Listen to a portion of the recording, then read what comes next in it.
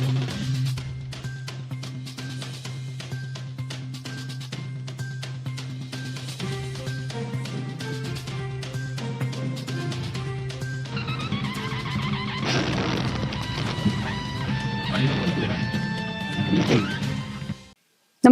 आपण पाहता हिरकणी न्यूज.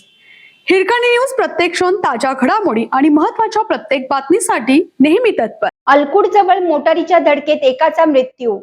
कवठेमहांकाळ रत्नागिरी नागपूर राष्ट्रीय महामार्गावर अडकुळ जवळ मंगळवारी दिनांक 28 रोजी सकाळी मोटारीने दुचाकीस धडक दिल्याने देशिंग तालुका कवठेमहांकाळ येथील कामगाराचा जागीच मृत्यू झाला आहे.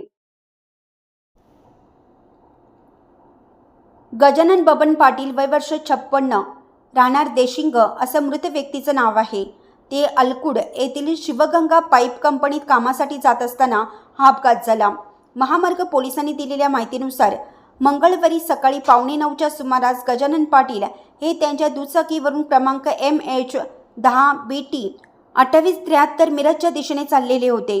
त्यावेळी पाठीमागून भरधाव वेगाने आलेल्या कारने क्रमांक GJ12FC 8245 त्यांच्या दुचाकीला पाठीमागून जोरदार धडक दिली.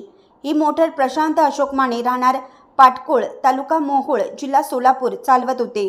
धडक इतकी भीषण होती की गजानन पाटील यांना गंभीर दुखापत झाली. त्यांना तातडीने रुग्णालयात नेण्यात आले, मात्र उपचारापूर्वीच त्यांचा मृत्यू झाला.